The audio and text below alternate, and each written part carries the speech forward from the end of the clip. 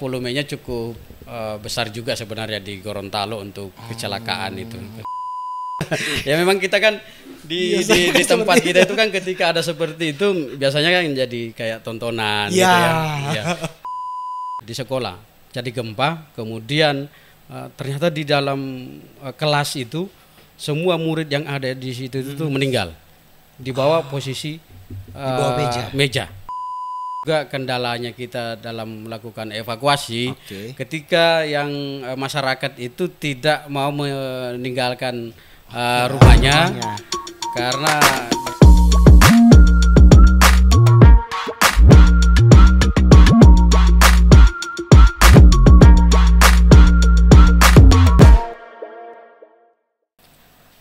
teman-teman, hari ini ada satu episode yang jarang sekali dibahas ya. Mungkin di podcast-podcast itu jarang banget gitu. Apalagi saat ini kita baru awal-awal bulan kemarin itu ada satu peristiwa ya di Sumatera Barat, di Marapi, tentang kecelakaan di mana di Gunung Marapinya gitu. Nah, makanya hari ini saya kedatangan tamu Pak Mayor, ya. Mayor Anton ya. Ya. Selamat datang Pak di Serambi Inspirasi Pak.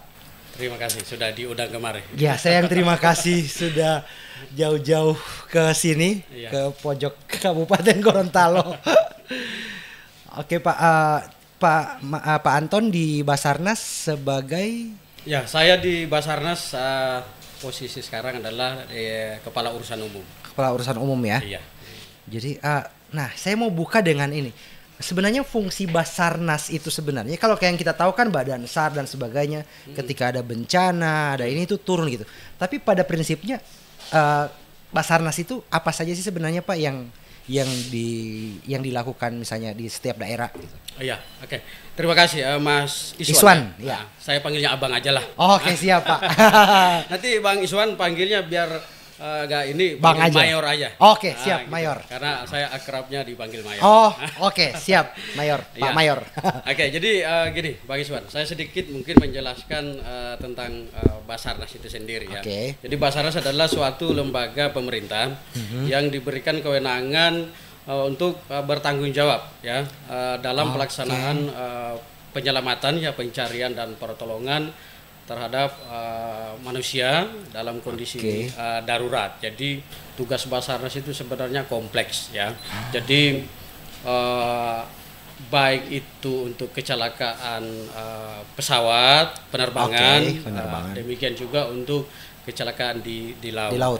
Kemudian ada juga penanganan kondisi membahayakan manusia. Jadi kondisi membahayakan manusia itu salah satunya adalah kejadian kemarin di Marapi itu, Marapi, Sumatera Barat gitu. Oke. Nah, apa bedanya dengan apa ya yang biru? Yang mirip warna pakaiannya. Warna pakaian yang biru tuh apa namanya? Yang sama kayak Basarnas ini juga dia. BPBD Penanggulangan Bencana. Iya. Ya. Jadi bedanya di situ. Jadi kalau di penanggulangan bencana itu lebih kepada dia penanganan bencana saja. Bencananya saja. Ya. Oke. Berarti kalau Basarnas ini Badan SAR ya, Badan SAR Nasional. Badan SAR Nasional. Ini lebih luas lagi gitu. Iya, jadi kalau di penanggulangan bencana itu udah punya tugas untuk mengkoordinir pada suatu kejadian bencana gitu. Jadi kalau di Basarnas dia melaksanakan tugasnya pada saat terjadi bencana dan di dalamnya terdapat korban jiwa gitu. Maka tugas Basarnas untuk melakukan operasi penyelamatan di dalam bencana itu sendiri. Gitu. Karena kalau di bencana itu di BNPB tugasnya itu adalah sebelum kejadian, saat kejadian sampai setelah kejadian. Nah, kita berada di tanggap daruratnya. Di tanggap daruratnya. Ya. Maaf itu dari ini kita geser dikit dulu. Oke. Ya.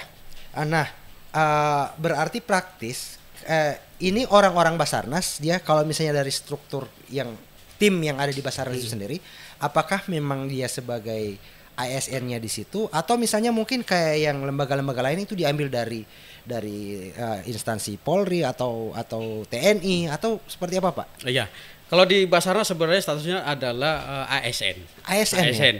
Namun untuk di beberapa posisi ya, terutama untuk pucuk pimpinan kami, kemudian pimpinan tinggi di kantor pusat itu sebagian dari militer, dari TNI.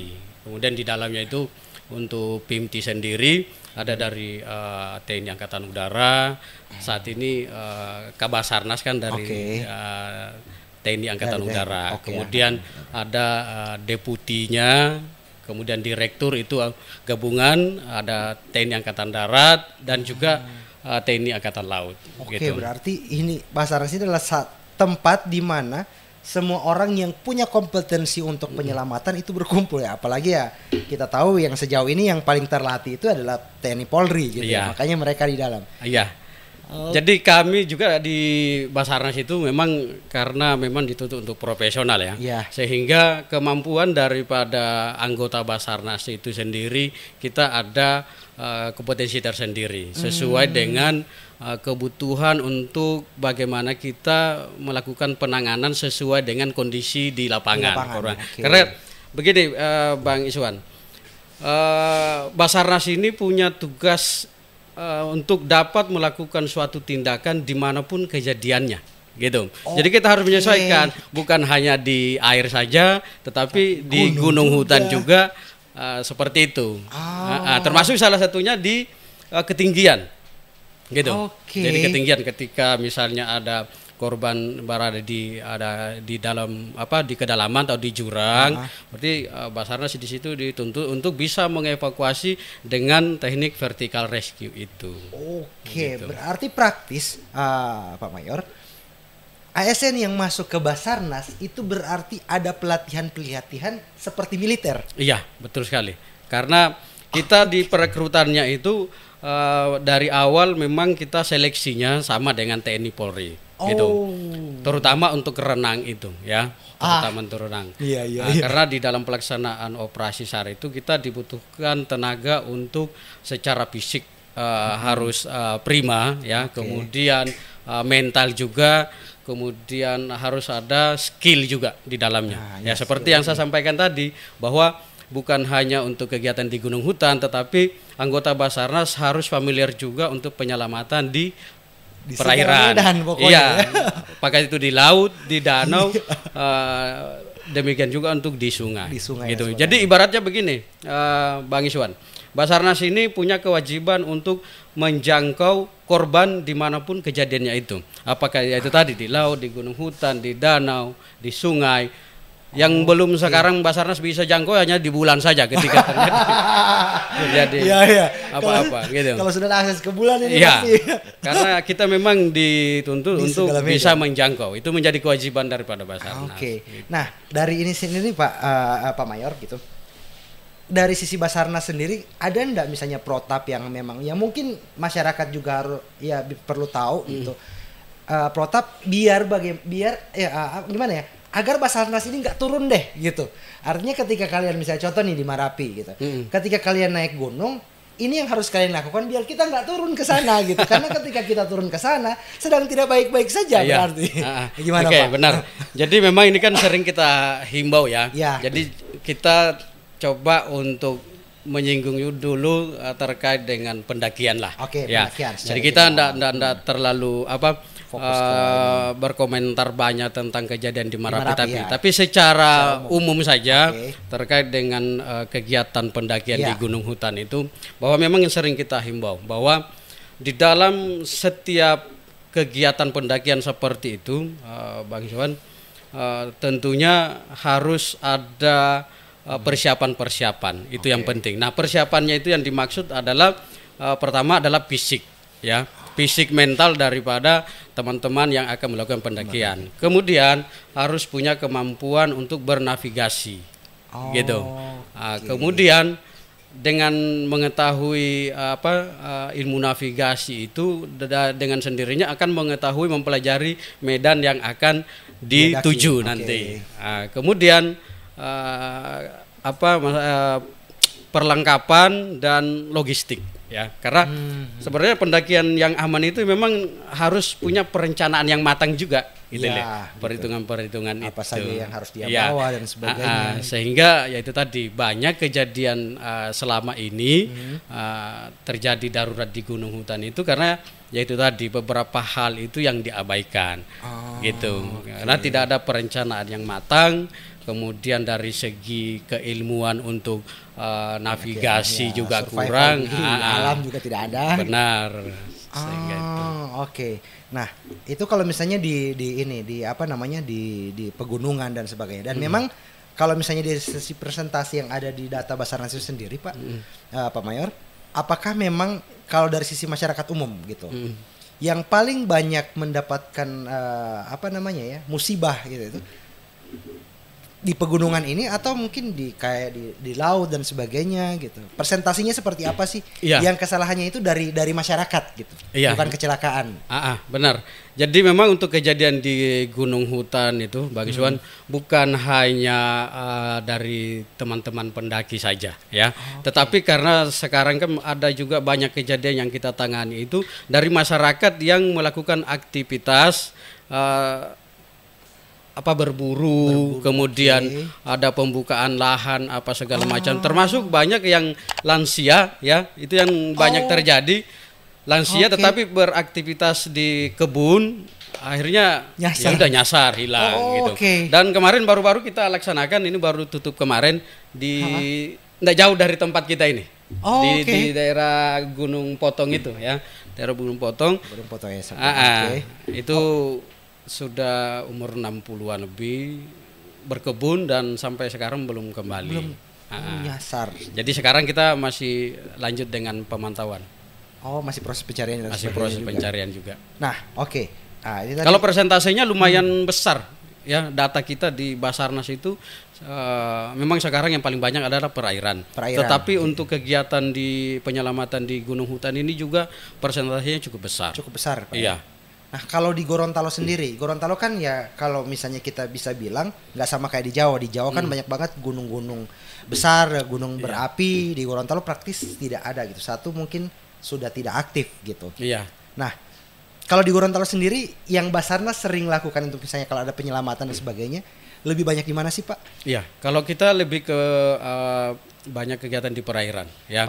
Ya, jadi bukan hanya di laut, tapi yang banyak kita tangani di Gorontalo itu di sungai ya. Karena Gorontalo ini banyak perlintasan sungai yang mana di situ ada aktivitas masyarakat untuk berkebun gitu. Jadi di situ kadang-kadang pada saat melakukan aktivitas beberapa kali kita menangani ada korban yang hanyut. Termasuk untuk gunung hutan juga kita di Tilongkabila pernah melaksanakan itu, kemudian ke arah KPG juga di sana pernah kita melaksanakan operasi SAR di sana. Berarti memang praktis setiap hari kayaknya harus ada aktivitas yang dilakukan ya. Iya, jadi memang volumenya cukup besar juga sebenarnya di Gorontalo untuk kecelakaan itu, kondisi darurat seperti itu. Jadi bukan hanya karena Basarnas Gorontalo ini wilayah kerjanya sebenarnya sangat luas Bang Iwan, karena satu provinsi gitu. Jadi kita bertanggung jawab untuk di darat, untuk perairan di Gorontalo juga kita punya tanggung jawab dari Basarnas untuk kedaruratan itu. Jadi lumayan cukup luas juga. Apalagi hutan gunung. Iya. Gorontalo. Sebagian besar gunung gitu. Iya, betul. Nah, yang menarik Pak, saya penasaran Pak Mayor. Ini kan profesi ya.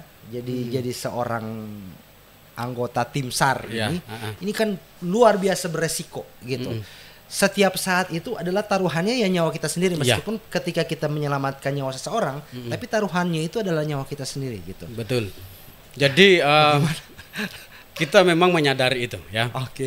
Kalau resiko, karena begini, Basarnas itu bekerja pada saat kondisi cuaca ekstrim itu lebih banyak gitu ya. Karena contohnya begini Bang Iswan, kecelakaan laut lebih sering terjadi pada saat situasi ombak tinggi gitu. Benar. Kalau seandainya cuaca normal-normal saja, maka potensi terjadinya kecelakaan itu sangat kecil. Dan kadang-kadang itu kan ada himbauan dari BMKG bahwa itu ada larangan untuk melaut gitu. Tetapi ya masih ada nelayan yang nekat karena ya itu tadi mata pencariannya kan. Betul. Nah di situ resikonya untuk terjadi kecelakaan itu sangat besar dan di situ Basarnas bekerja. Gitu, jadi memang resiko. Kemudian memang kami juga dilatih untuk bagaimana mengantisipasi resiko-resiko itu. Gitu. Jadi prosedur safety dalam pelaksanaan operasi SAR itu jadi keutamaan kita. Wajib gitu. Ya, karena kita sudah mengetahui potensi-potensi terjadinya kecelakaan ketika kita bertugas itu dengan ilmu pengetahuan yang kami miliki, kemudian dengan pengalaman juga. Jadi artinya kita berusaha untuk memproteksi terjadinya insiden pada saat kita bekerja. Insiden untuk diri kita sendiri. Benar, gitu ya. Benar. Berarti praktis kalau misalnya ada penyelamatan seperti itu, berarti masyarakat awam tidak semestinya untuk nekat. Misalnya ketika ada yang hanyut dan sebagainya, tidak semestinya itu nekat untuk menyelamatkan. Betul.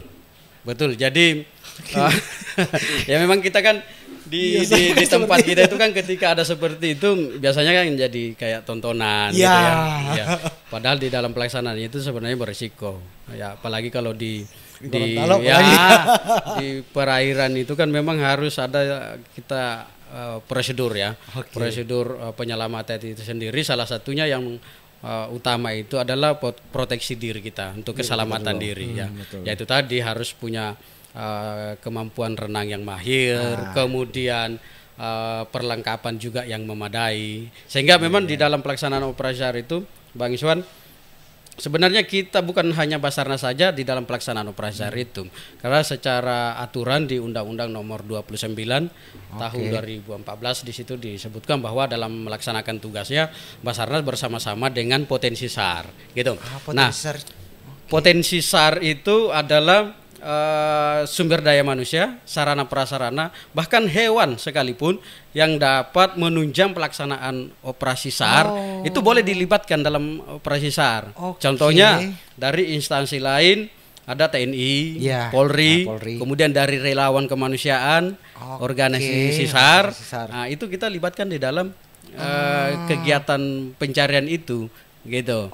Tetapi ya itu tadi dengan catatan teman-teman potensi SAR ini mempunyai kemampuan SAR. Gitu. Jadi yang melatih atau membekali teman-teman potensi itu ya dari Basarnas sendiri. Dari Basarnas juga. Gitu. Ya, jadi karena menjadi salah satu tugas Basarnas juga adalah yaitu tadi memberikan edukasi kepada teman-teman relawan sehingga pada saat pelaksanaan operasi SAR tenaganya bisa digunakan untuk membantu Basarnas. Gitu. Nah di Gorontalo sendiri tim-tim relawan seperti ini ada juga Pak atau? Kalau di Gorontalo cukup banyak. Banyak ya. Iya. Rata-rata dari mana sih? Dari tim teman-teman Mapala kah atau misalnya ada komunitas lain atau gimana? Iya. Kalau sekarang di Gorontalo kita ada gabung dari teman-teman itu dari TNI, Polri, kemudian dari Mapala juga ada, KPA ya? Juga ada, kemudian yang aktif juga dari IEA ya. Itu ada komunitas untuk kawal ambulans itu. Itu juga aktif di dalam pelaksanaan operasi SAR gitu. Dan menjadi program di Basarnas juga kita di setiap tahun itu Bang Sudwan ada memang pelatihan khusus untuk teman-teman itu. Relawan. Jadi yang non ASN yang memang bukan ininya Basarnas ya. Dibuka itu untuk umum untuk siapa saja. Iya, gitu. Untuk siapa saja justru lebih banyak lebih bagus lagi. Karena kita punya ya boleh. Nanti teman-teman di sini boleh ikut di situ. Tapi ya harus siap mental juga. Kayaknya dari bentuk posturnya Pak tidak memungkinkan Pak Mayor. Nanti kalau di Basarnas akan jadi nanti. Nah itu kan gitu. yang jadi penasaran Pak Mayor. Di Basarnas itu kan resikonya tinggi meskipun sudah dibekali dengan kemampuan, skill dan sebagainya. Nah, yang jadi pertanyaan keluarga Pak. Ketika misalnya contoh nih Pak Mayor ketika ada tugas di mana gitu, sedang ada rescue, sedang ada penyelamatan. Nah, itu keluarga gimana? Iya, jadi itu sudah jadi konsekuensi lah ya. Kita di Basarnas jadi sebagian besar sih keluarga itu memang dari awal mengetahui bahwa tugas Basarnas itu seperti ini ya. Suatu saat pada kondisi apapun itu ketika dibutuhkan tenaganya ya harus segera untuk mengambil suatu tindakan. Jadi resikonya tadi mau dia tengah malam pun mau jam berapapun ketika dibutuhkan tenaganya ya harus menjalankan tugasnya itu. Jadi sebenarnya pendekatan saja dengan orang di rumah lah. Biar paham ya. Bahkan mungkin saat podcast ini kalau misalnya di telepon langsung. Oh iya, terpaksa saya tinggalkan mahasiswa. Iya. Oh iya, benar.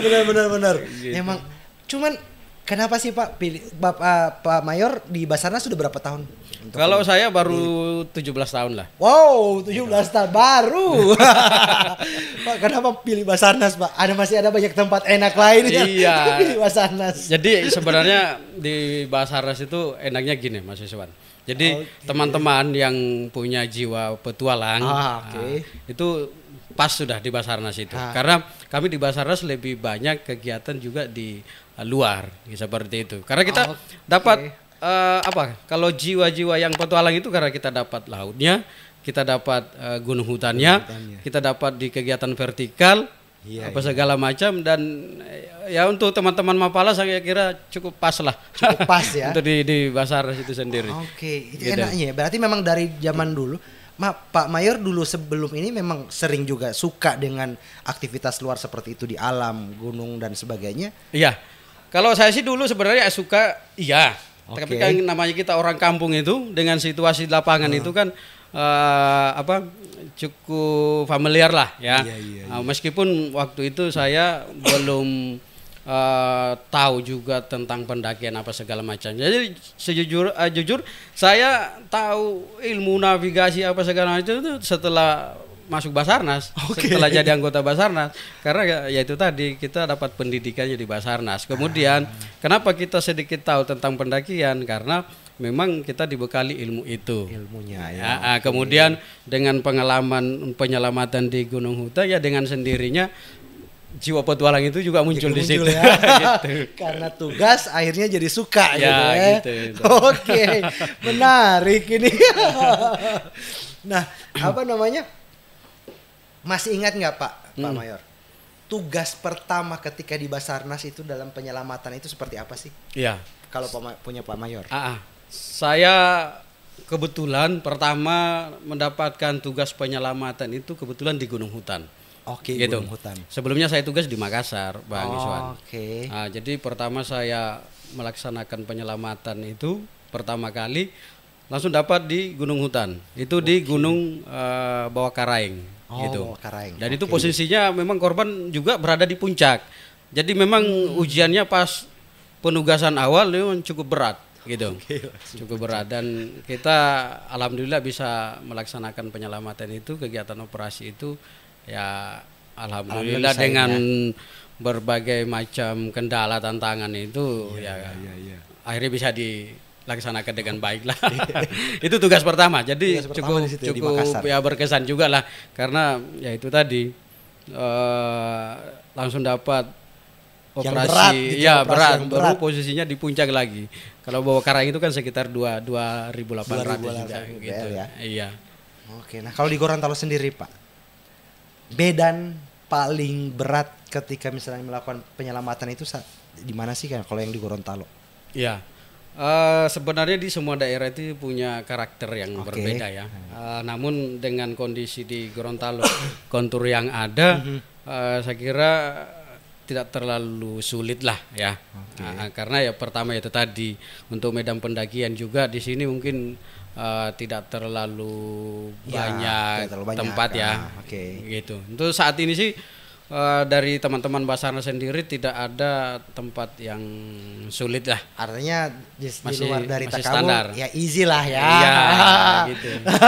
Easy lah ya. Gitu. Jadi ya masih aman lah. Masih aman untuk teman-teman melaksanakan operasi SAR di situ. Nah, kalau misalnya dengan masyarakat atau mungkin dengan anak muda Pak. Basarnas sendiri kan tadi disampaikan sering juga melakukan pelatihan-pelatihan mungkin kepada calon-calon relawan gitu. Iya. Nah, calon-calon relawan ini apakah memang yang sudah artinya yang memang sudah hobi kayak Mapala dan sebagainya kalau dari sisi orang misalnya sekolahan gitu, anak SMA dan sebagainya, itu sejauh mana sih Basarnas saat ini, apalagi yang di Gorontalo itu melakukan kegiatan-kegiatan itu, Pak? Iya. Jadi ya kembali lagi tadi bahwa tugas Basarnas itu salah satunya adalah melakukan pembinaan. Pelatihan kepada potensi SAR yang tadi. Oke. Kemudian untuk memasyarakatkan SAR juga, ya kita ada program itu. Karena prinsipnya begini, semakin banyak orang yang tahu tentang ilmu SAR, maka potensi untuk menyelamatkan orang itu lebih cepat. Jadi nggak mesti menunggu Basarnas tiba untuk melakukan penyelamatan, tetapi dari masyarakat pun bahkan bisa melakukan penyelamatan itu sendiri, gitu loh. Itu jadi ibaratnya perpanjangan tangan dari Basarnas lah. Gitu. Dibekali semua. Dibekali. Jadi kita ada program mulai dari namanya SAR Go to School. SAR Go to School. Jadi mulai dari SD, SMP, SMA, bahkan perguruan tinggi kita ada kegiatan sosialisasi SAR itu. Gitu. Ya minimalnya dari pelajar itu mengetahui tentang Basarnas itu seperti apa. Kemudian di dalam muatan ilmunya juga ada bagaimana teknik menyelamatkan diri ketika terjadi musibah bencana, gitu ya, pada kondisi darurat dengan berbagai macam ilmu pengetahuan di dalamnya bidang. Misalnya kejadian gempa, banjir, gitu, di reruntuhan. Kira-kira tindakan apa yang harus kita ambil, gitu. Ketika terjadi darurat, ya minimal untuk bekal diri sendiri gitu, untuk menyelamatkan diri. Kemudian ada juga bagaimana kita bertindak sebagai penyelamat. Gitu. Dan begini Bang Iswan, kami sangat terbuka dengan teman-teman organisasi atau komunitas di luar sana, apapun itu, ketika memang ada keinginan untuk bergabung di dalam kegiatan kemanusiaan ini, kita sangat terbuka di Basarnas memfasilitasi. Makanya saya komunikasi juga dengan teman-teman Mapala di Gorontalo KPA. Teman-teman, ketika ada Diksar untuk penerimaan anggotanya, dan itu membutuhkan ilmu tentang SAR, monggo kami diundang, gitu. Dan kami pun melaksanakan itu, kita tidak membebani teman-teman dari segi biaya apa segala macam. Kami ada peralatan, ada instruktur yang bisa kita kerahkan untuk pembekalan teman-teman itu. Undang saja nanti gratis, tidak membayar. Gitu. Jadi ya kembali lagi ke tujuan kita tadi, bahwa semakin banyak orang yang mengetahui, maka potensi untuk terselamatkannya lebih tinggi. Seperti itu. Nah, berbicara kalau di Gorontalo, Pak, tadi sempat tersinggung. Di Gorontalo ini kan ibaratnya itu paling banyak terjadi itu dua sebenarnya. Gempa dan banjir. Ini yang paling banyak gitu. Gempa dan banjir. Dari gempa dulu deh, mungkin teman-teman yang lain, kalau kita di mungkin Gorontalo, saya memang orang Gorontalo murni gitu, 100% Gorontalo. Dari kecil itu kita diajarkan kalau misalnya ada gempa, lari keluar. Lari keluar. Itu saja poinnya gitu. Apa kabar kalau misalnya saat itu misalnya tengah malam dan sebagainya, kayak gempa waktu di Jogja kan itu subuh banget gitu. Nah, bagaimana sih sebenarnya Pak dari sisi prosedur penyelamatan diri sendiri ketika ada gempa? Iya, langkah-langkahnya. Khusus untuk gempa dulu deh. Karena gempa di Gorontalo ini luar biasa gitu, kayak orang minum obat kalau lagi musim gitu. Iya, jadi memang Gorontalo ini kan masuk dalam suatu wilayah yang potensi juga terjadinya gempa itu sendiri. Namun untuk langkah-langkahnya, yaitu tadi sama dengan di kurikulum yang saya sampaikan di sekolah-sekolah itu, ada muatan ilmunya di situ. Dan langkah-langkah yang dimaksud oleh Bang Iswan itu tadi memang segera untuk keluar dari dalam gedung misalnya. Akan tetapi itu tadi bagaimana dengan kondisi malam apa segala macam. Sebenarnya ada langkah-langkah yang tepatnya adalah ketika terjadi gempa, yang pertama adalah jangan panik gitu. Jangan panik.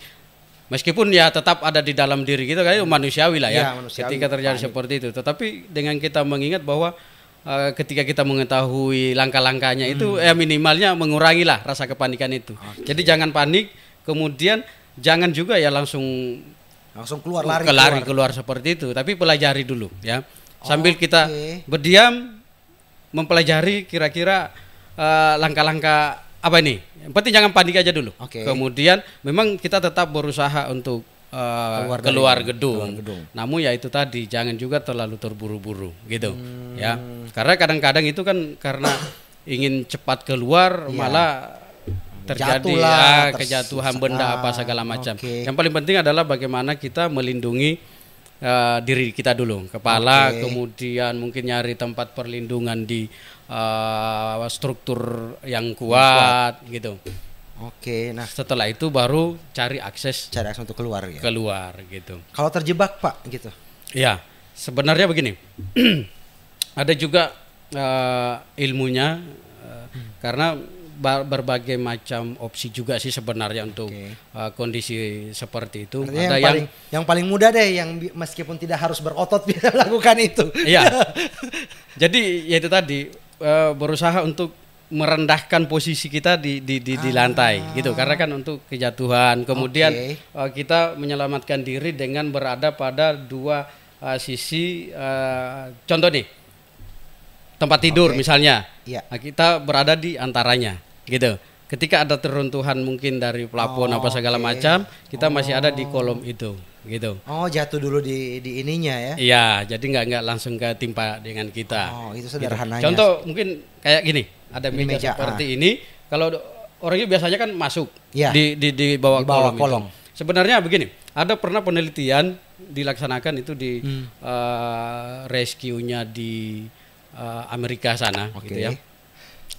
Pernah satu kejadian di mana di sekolah ya, di sekolah jadi gempa, kemudian ternyata di dalam kelas itu semua murid yang ada di situ itu meninggal di bawah posisi di bawah meja. Sehingga dibuat suatu simulator di situ.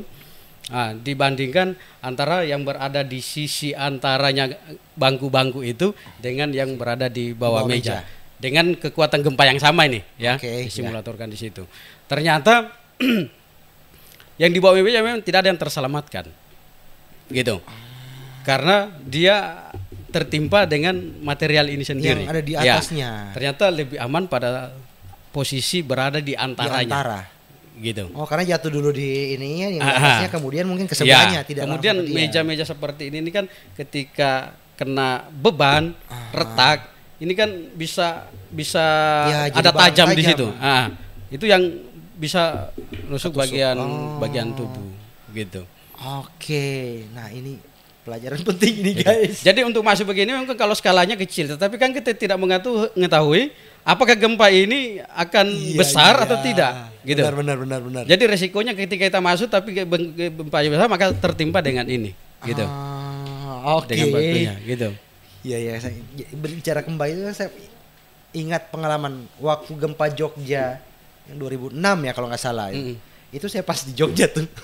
Masih kuliah di sana tuh. Jadi memang apalagi di Gorontalo itu ya tadi itu gempa tadi seperti itu. Banjir. Nah, sebenarnya kalau banjir mungkin banjir yang terjadi karena hujan dan sebagainya bisa jadi mungkin tidak terlalu beresiko Pak ya. Iya. Dibandingkan dengan yang dari sungai, luapan sungai dan sebagainya karena ada arusnya gitu. Ya, kemudian kan biasanya kan tiba-tiba kalau yang dari ini. Ya. Karena yang kita antisipasi sebenarnya semacam banjir bandang gitu ya. Ya itu kan yang memang resikonya sangat besar dan volumenya kan cukup besar juga. Betul. Kalau untuk karena hujan itu kan debitnya itu kan pelan, bisa diantisipasi. Iya. Namun yang kalau banjir bandang itu yang memang kita tidak bisa menghindari itu ya, karena kita tidak mengetahui kapan datangnya air itu. Apalagi kalau malam hari itu kan berisiko sekali sebenarnya. Gitu. Iya. Nah kalau misalnya di posisi seperti itu Pak, kapan kan ini kan pasti mau tidak mungkin ya barang-barang di dalam pasti akan kena juga dan sebagainya. Kapan kita ingin memutuskan bahwa kita harus mengungsi dulu nih dari sini gitu. Mungkin kalau saat banjir kapan kita harus mengungsi gitu. Jangan bertahan. Benar Bang Iswan, itu dari kejadian beberapa lokasi untuk banjir itu sendiri memang salah satu juga kendalanya kita dalam melakukan evakuasi ketika yang masyarakat itu tidak mau meninggalkan rumahnya karena dia memikirkan barang apa segala macam.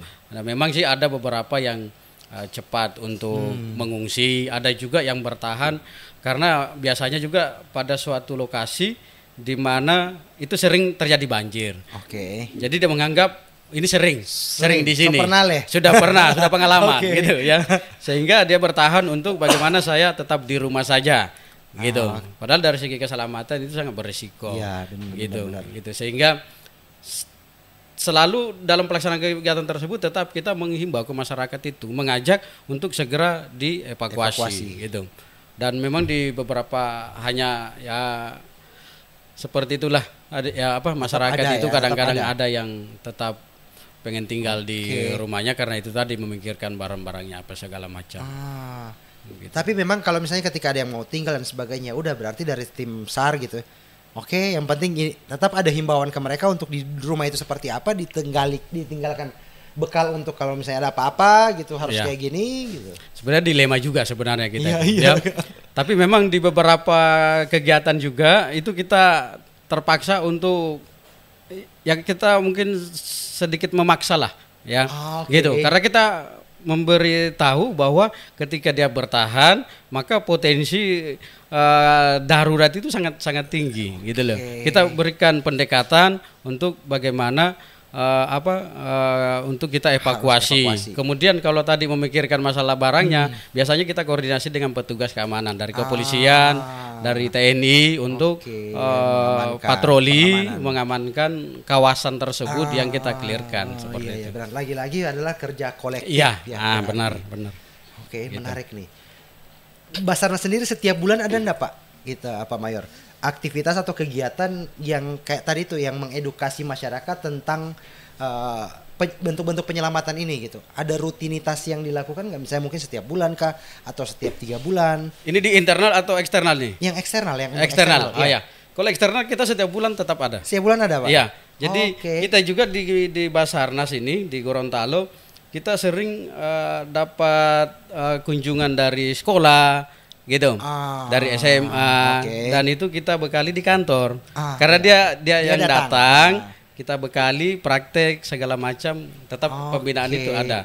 Demikian juga untuk teman-teman relawan kita tetap aktif di setiap bulan pasti ada program. Pasti ada program. Nah ini program yang memang kan kayak tadi yang anak sekolah gitu datang ke kantor dan sebagainya. Nah kalau misalnya dari tim SAR sendiri gitu, misalnya bulan ini nih di kecamatan ini gitu kita yang memang terindikasi potensi rawan bencana atau rawan musibah gitu. Di kecamatan ini kita bikin pelatihan ini, besok bulan depannya lagi di kecamatan ini. Ada nggak kayak gitu Pak sekarang di Basarnas? Kita ada juga ya program seperti itu. Jadi contoh kayak pembekalan untuk masyarakat nelayan. Gitu. Jadi kita datang laksanakan sosialisasi di sana, yaitu tadi lebih kepada himbauan ketika cuaca sedang tidak baik-baik saja agar untuk menghindari dulu aktivitas. Kemudian ketika terjadi darurat di laut, tindakan-tindakan apa saja yang harus mereka lakukan gitu. Jadi tetap ada itu tadi pemasyarakatan SAR itu diantaranya itu tadi bagaimana masyarakat itu bisa mengantisipasi dan ketika terjadi darurat dia juga bisa menyelamatkan dirinya. Gitu. Nah kalau di Provinsi Gorontalo sendiri dari pemerintah lokal pernah nggak Pak ada satu bentuk kerjasama yang untuk yang mengedukasi ini? Kalau nggak salah Tagana gitu yang tadi, yang saya yang biru itu Tagana gitu. Nah bagaimana dengan itu Pak? Jadi kembali lagi bahwa kami terbuka untuk siapa saja, termasuk dari Tagana, kemudian dari BPBD juga. Nah, kita sering untuk melakukan juga kegiatan latihan bersama, gitu. Jadi semua unsur yang ada itu kita maksimalkan. Gitu. Salah satunya itu tadi dari Tagana, dari BPBD, bahkan sekarang pun kita di Basarnas membentuk suatu organisasi Sakasar dari kepramukaan. Gitu. Jadi itu binaan Basarnas. Jadi itu binaan Sakasar. Ada Sakasar sekarang. Jadi binaan dari Basarnas sendiri, Sakasar itu. Gitu. Anak pramuka. Itu program nasional dari Basarnas yang kita sudah laksanakan. Dan di Gorontalo juga sudah jalan. Di Gorontalo sudah pengukuhan di bulan lalu. Bulan lalu sudah ada ya. Sudah terbentuk. Gitu. Sakasar ini kan mirip-mirip juga dengan Saka Bayangkara gitu dari si ininya. Ha-ha. Bedanya apa sih Pak gitu? Kenapa tidak Bayangkaranya aja, Saka Bayangkaranya aja yang ini? Benar. Jadi kalau di Sakasar itu lebih kepada mengedukasi tentang penyelamatan. Gitu. Jadi istimewanya Sakasar ini promosi juga ini. Ya, silakan. Istimewanya di Sakasar itu mungkin di Saka lain tidak mendapatkan ilmu tentang SAR itu sendiri, penyelamatan. Nah, kalau di Sakasar itu kita bekali mereka ilmu-ilmu SAR itu sendiri. Menarik. Gitu. Jadi Sakasar juga ini ketika dibutuhkan tenaganya kita bisa gunakan untuk pelaksanaan operasi SAR sesuai dengan kompetensi yang mereka punya. Oke, menarik gitu. Ya. Anak-anak pramuka? Ya. Yang dari SMA ke yang kuliah gitu karena SMP belum bisa masuk satuan karya gitu. Harus SMA kalau nggak salah. Jadi Saka itu. Pramuka harus penegak, Pandega, Bantara dan sebagainya. Kebetulan saya orang anak pramuka Pak, jadi saya paham. Nanti Bang Iswan boleh lah kan. Waduh. Pak, kalau ada yang mau gabung menjadi relawan SAR lah atau itu atau mungkin mau pengen dapat informasi tentang di mana lagi sih ada pelatihan yang dilakukan oleh SAR sih sehingga mereka bisa ikut dan kemudian bisa mendapatkan edukasi-edukasi juga seperti itu, minimal bisa berguna untuk di masyarakat mereka sekitar Pak. Iya. Jadi di program pembinaan kita itu kan sudah terjadwal ya. Jadi sebelum kita melaksanakan kegiatan tersebut, kita sudah memberikan informasi ke masyarakat ya dengan flyer gitu.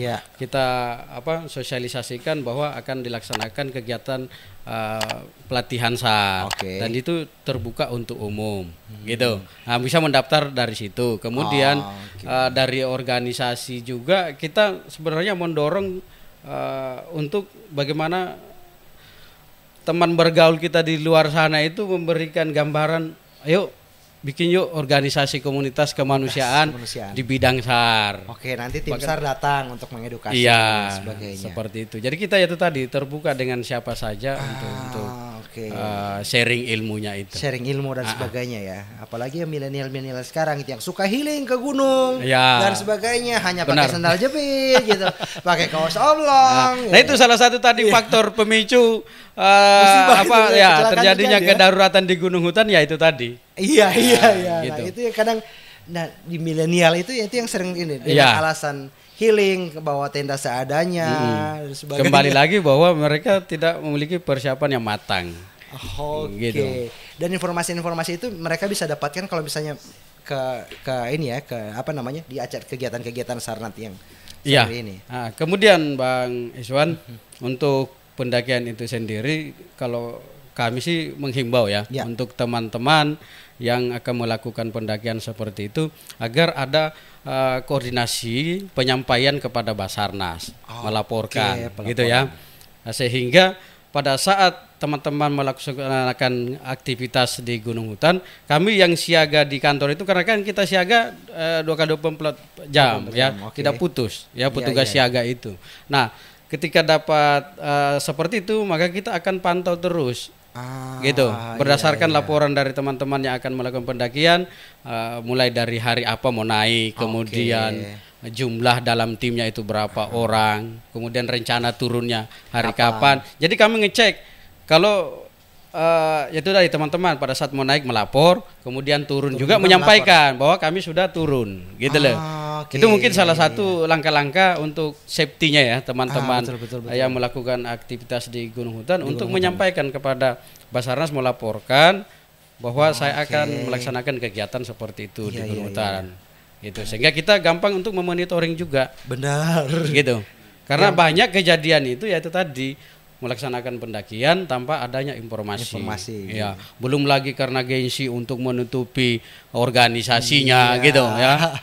Kadang-kadang karena sudah capek nyari temannya sendiri tidak ketemu baru melaporkan ke Basarnas. Iya. Banyak kejadian seperti itu. Karena dia mungkin gengsi menjaga nama organisasinya sehingga tidak sampai kemana-mana informasinya. Keselamatan orang nih. Dia menutupi gitu. Okay. Setelah capek cari baru menghubungi Basarnas. Iya kan, kalau di ini kan, kalau di apa pendakian kalau di Jawa itu kan pasti ada posko yang untuk pelaporan seperti itu. Ya. Di Gorontalo kan memang praktis belum ada, belum dan ada. Kemudian rata-rata gunungnya juga Benar. jarang didaki gitu. Ya. Nah berarti kalau misalnya mereka katakanlah nih ada anak muda gitu ya, entah mereka mungkin kalau misalnya yang pencinta alam mungkin sudah sering komunikasi dengan tim Basarnas gitu. Nah ini anak muda yang mau healing gitu. Betul. Nah kalau misalnya mereka pengen melapor itu harus kemana Pak? Langsung ke Basarnasnya untuk pelaporan atau ada kontak khusus yang mereka bisa kontak untuk pelaporan itu gitu? Kita mau ke Gunung Tilong Kabila nih gitu.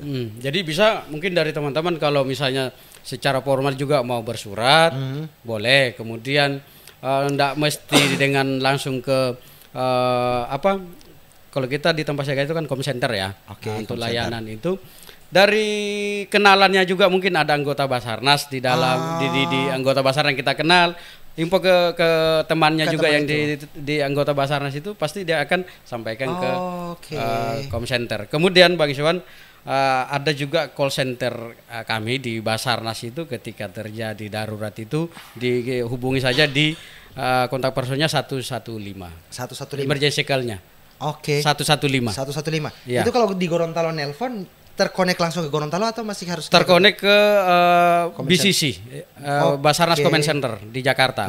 Nanti dari Jakarta kemudian akan dia relay ke Gorontalo.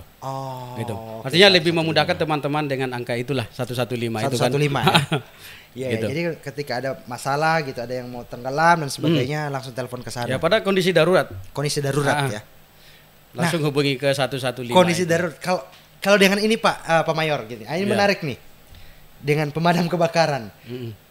Pemadam kebakaran itu kan saat ini kadang ada yang bahkan bukan kebakaran, mereka bantu gitu. Di berita-berita, di informasi ada yang kejepit lehernya anaknya, anaknya kejepit di tiang itu mereka bantu, ada kucing macam-macam gitu. Basarnas pernah nggak misalnya ada masyarakat gitu yang mungkin telepon ke 115 kondisi darurat versi dia gitu. Ya. Memang resikonya sih kita punya call center seperti itu tuh ada saja. Ada saja ya. Dan saya juga pernah mengalami itu ya waktu saya masih tugas di Makassar. Ya itu tadi yang nelpon itu mungkin anak kecil, tiba-tiba dia minta heli kan begitu.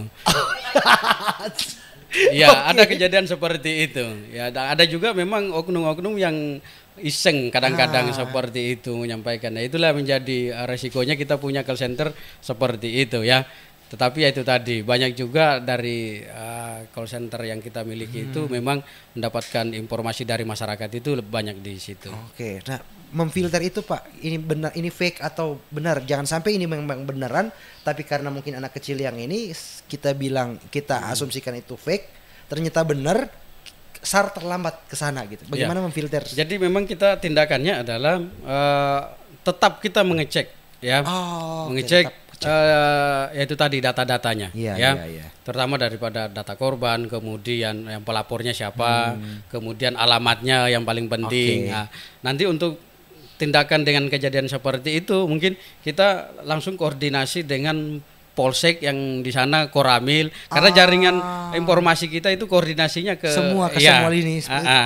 Kita dapatkan itunya karena kami di Basarnas Gorontalo pun di setiap daerah itu kita punya kontaknya. Polsek Koramil, kemudian dari kecamatan, dari lurah, desa, kita ada nomor-nomor yang itu kita simpan. Sehingga ketika ada laporan seperti itu ya kita tindak lanjutnya adalah memastikan dengan koordinasi pemerintah setempat. Gitu. Menarik. Kalau itu masih meragukan terkait dengan apa benar atau tidak gitu ya. Tapi kalau memang dari keluarga korban sendiri kan kadang-kadang ngirim gambar apa segala macam sudah itu memang valid gitu. Ya, kita itu langsung bergerak ya. Bergerak dan kita mahasiswa punya respon time itu sudah ketentuan di Basarnas itu adalah 25 menit.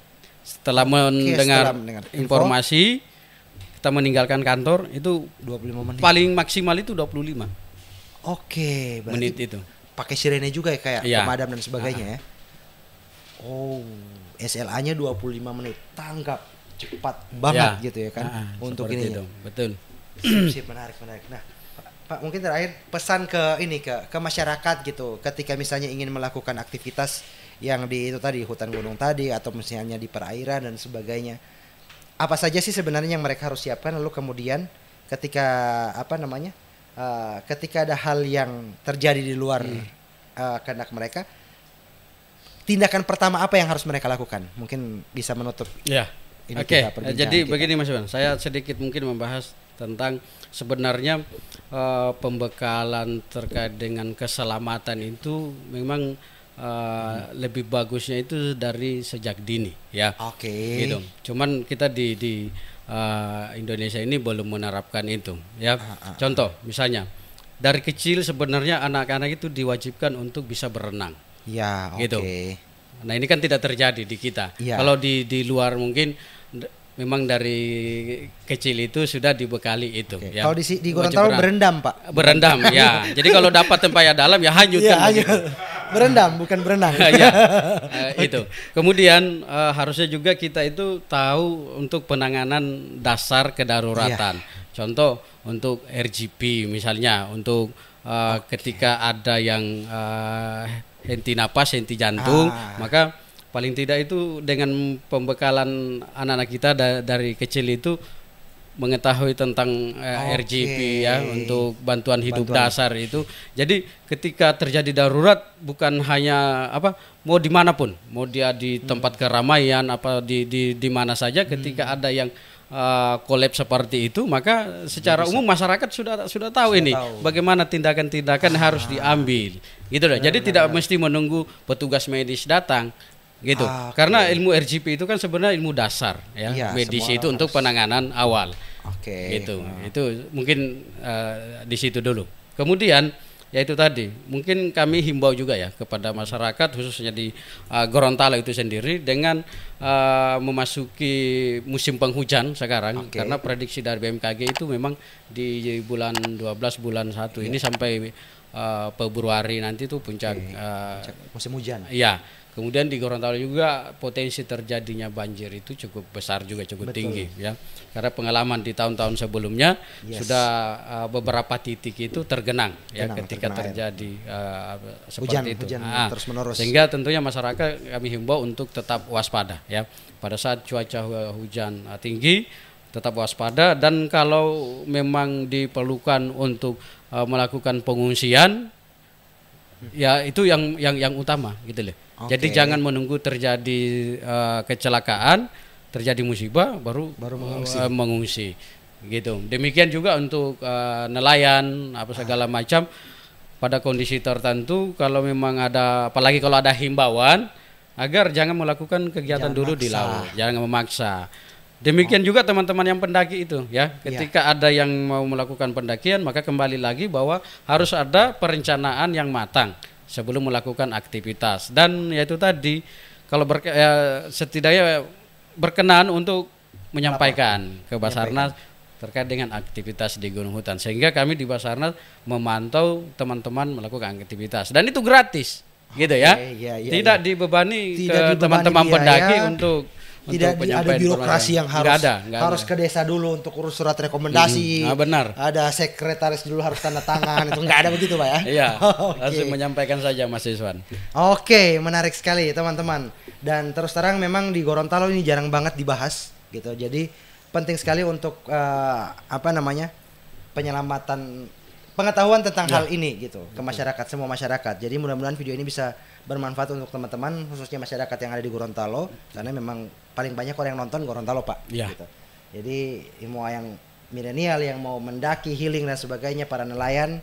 Jadi apa yang disampaikan Pak Mayor tadi insya Allah bisa bermanfaat untuk teman-teman. Dan kalau misalnya ada hal-hal yang ingin ditanyakan dan sebagainya, jangan sungkan-sungkan untuk mau menghubungi ke Badan SAR gitu. Betul. Dan mungkin penyampaian yang penting juga ini ya Bang Iswan itu, bahwa untuk Basarnas sendiri ketika dibutuhkan tenaganya ketika melaksanakan operasi SAR di lapangan itu tidak ada pungutan biaya.